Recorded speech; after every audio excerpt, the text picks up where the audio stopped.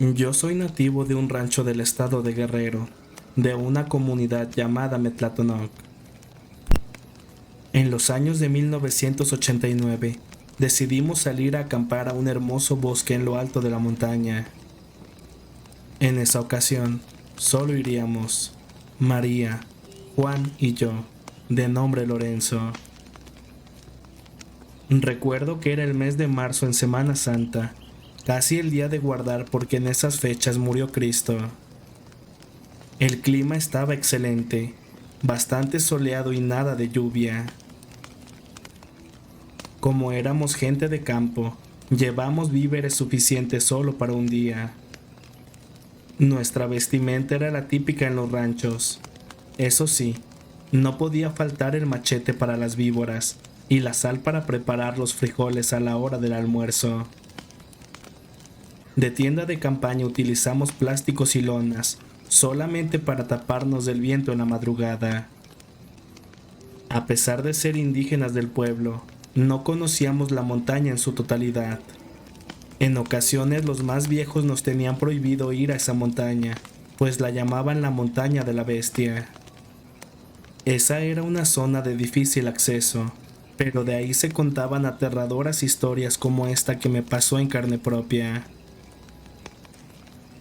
A los tres nos encantaba realizar largas caminatas y adentrarnos en los enormes bosques. En esa ocasión, prometimos entrar al territorio de la bestia, siempre y cuando nadie dijera nada. Al salir de casa, mis padres me desearon mucha suerte y me pidieron que por favor no entráramos en la zona prohibida. Al llegar a donde comenzaba lo más difícil del camino, dejamos amarrados a los burros y continuamos a pie para disfrutar de la naturaleza. Cada uno tomó su morral y caminamos algunos kilómetros mientras disfrutábamos de los paisajes. Estos eran hermosos, y sin darnos cuenta las horas pasaban, y pronto nos llegaría la noche, así que decidimos colocar la lona para cubrirnos y pasar la noche ahí. Llegamos a un lugar lleno de espinas y árboles secos.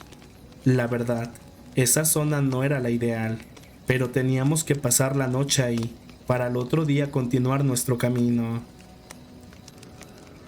Sin perder el tiempo preparamos todo. María comenzó a cocinar unas tortillas y a calentar un pedazo de carne. La verdad, de tanto caminar, nos estábamos muriendo de hambre. Teníamos de conocimiento que en esa zona había lobos y coyotes, así que por protección, Juan y yo fuimos por ramas secas para encender una fogata y dejamos sola a María preparando la cena. En verdad ese bosque era muy oscuro, parecía un agujero totalmente negro, y para rematar, no se escuchaba absolutamente nada, solo el susurro del viento. Después de conseguir la leña, de inmediato regresamos con María. Prendimos una fogata, cenamos algo y nos dispusimos a descansar. Al otro día por la mañana decidimos regresar a casa. Primero recogimos las lonas y proseguimos nuestro camino hacia el pueblo. Todo era tan hermoso, y cada vez nos adentrábamos más en la inmensidad del bosque. El panorama era espectacular, pero teníamos que darnos prisa porque nuevamente caería la noche y ya no teníamos comida, además de que los burros estaban amarrados y no tenían agua cerca. Nosotros nos apresuramos y llegamos al lugar donde supuestamente habíamos dejado a los animales. Lamentablemente cometimos un error. No apagamos bien la fogata y esta provocó un incendio en una parte del bosque, y para nuestra mala fortuna, el fuego se extendió hasta la zona prohibida. Cuando nos dimos cuenta, queríamos hacer algo para apagar el fuego, pero estábamos tan cansados que nos resultó imposible. Nosotros nos apresuramos para irnos de ahí, pero no encontrábamos a los burros. Caminamos como 1 kilómetro a la redonda y primero encontramos la silla y los lazos, pero lo más aterrador fue que también encontramos sus huesos y pedazos de carne. Eso sí, no tenían gota de sangre. No sabíamos qué clase de animal había hecho eso, porque los coyotes y los lobos se comen hasta el último pedazo de hueso. Yo saqué mi machete y traté de calmar a mis amigos, que eran menores que yo. De tanto nos ganó la noche y era peligroso avanzar, así que de nueva cuenta colocamos las dos semitiendas con los zules y nos sentamos alrededor de la fogata temblando de miedo por lo que les había pasado a los burros. María cocinó la poca comida que quedaba, y luego de cenar, Juan nos comenzó a narrar una historia de terror que contaba su abuelo, en la cual se decía que en los bosques se encuentran unos seres endemoniados llamados nahuales, que anteriormente fueron brujos, y estos pactaron con Satanás para cuidar celosamente la naturaleza, alimentarse del bosque y devorar a quien destruyera su hábitat.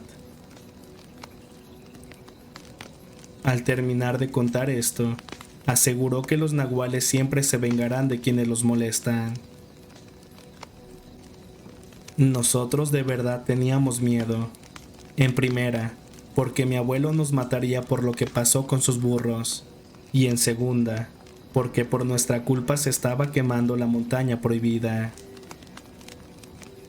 Sin más que hacer, nos dispusimos a descansar. Al encontrarme profundamente dormido, un ruido me despertó. Este era como el de un ronroneo, y de inmediato con una voz baja intenté despertar a María. Ella me tranquilizó diciendo que al igual y se trataba de algún animal de la zona. No me quise levantar e investigar, así que nuevamente me quedé dormido. Al salir el sol me levanté y recordé que Juan había dejado colgada una mochila en un árbol. En ella quedaba lo último que teníamos de agua y comida, pero grande fue mi sorpresa cuando me di cuenta que estaba completamente rota. Alguien había robado nuestras cosas. Yo intenté calmarme, pero justo en ese momento, a unos metros de nosotros se encontraban los restos de los burros. Nosotros decidimos salir de aquel lugar y en el camino encontramos parte de la comida. Gracias a Dios con eso sería suficiente para calmar el hambre. Les juro que lo que era un momento de diversión se nos había salido de las manos. María me avisó que iría al baño y que por favor la esperáramos. Pasaron los minutos, pero ella no regresaba. No se pudo haber ido sin nosotros, y menos porque ella era la única que conocía el camino de regreso. Nuevamente perdimos la noción del tiempo y oscureció. Buscamos por los alrededores, gritábamos su nombre, pero ella no respondía. Sin más tomamos la única linterna que teníamos y salimos a buscarla por todos lados. Por más que caminábamos, María no aparecía. De pronto, llegamos a una parte del bosque que estaba más oscura. No supe cuántos kilómetros caminamos, y al final decidimos descansar un momento para poder continuar con la búsqueda. Por nuestra cabeza pasaron 1000 cosas, y una de ellas era que pudo correr con la misma suerte que los burros. De pronto Juan tropezó y cayó al suelo golpeándose muy duro en la cabeza. Le coloqué un pañuelo y Juan intentó mirar para ver con qué se había tropezado. En el primer intento no logró ver nada, pues su linterna se había quebrado con el golpe. De pronto, estiró un brazo para palpar y así adivinar con qué cosa se había tropezado.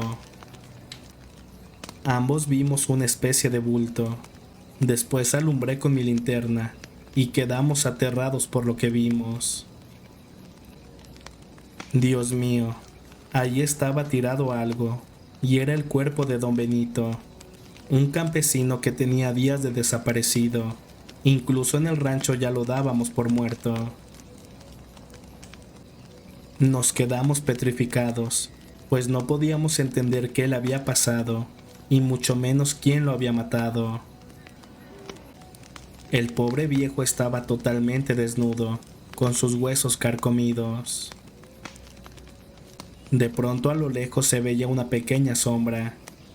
En un principio creíamos que era María, pero la oscuridad no nos ayudaba.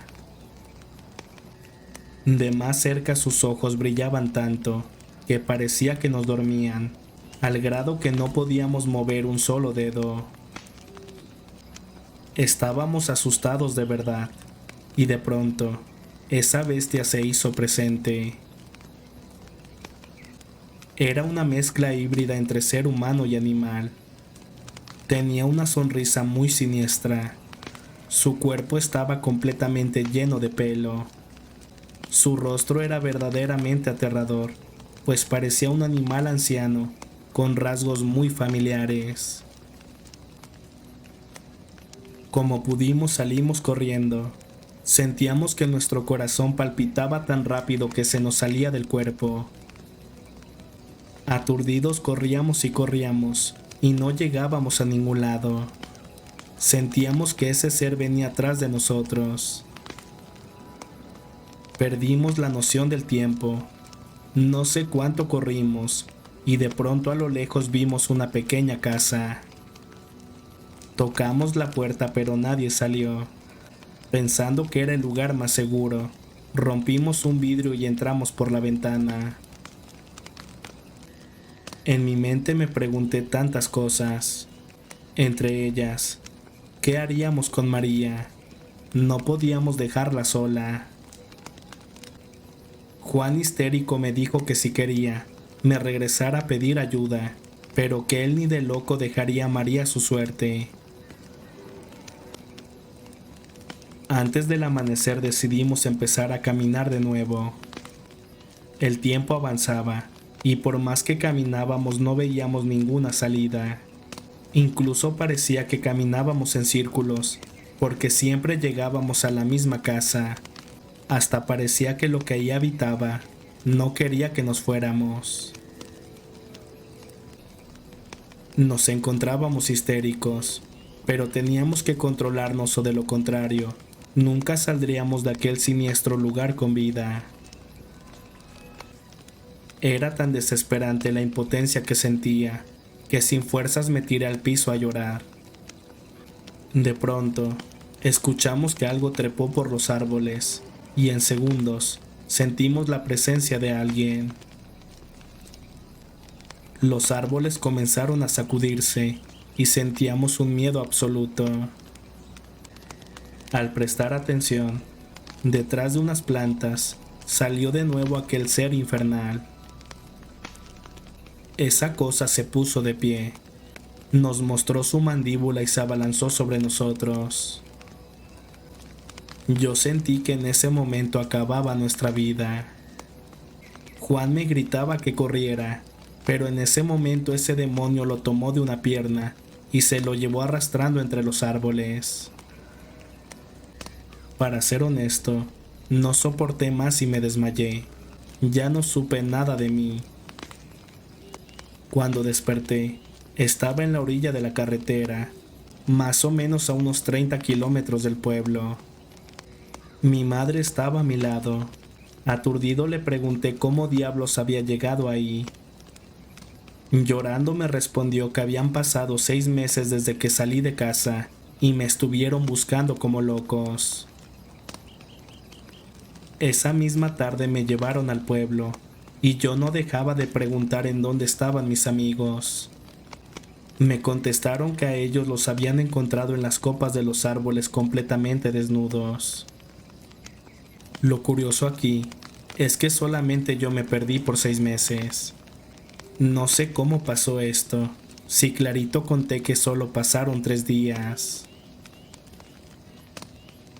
Cuando platiqué todo lo que pasó, mi abuelo me dijo que el nahual que habita la montaña me había castigado por haber destruido su ecosistema. De una cosa estoy seguro, y es que hasta el día de hoy, ese lugar es protegido por un poderoso nahual.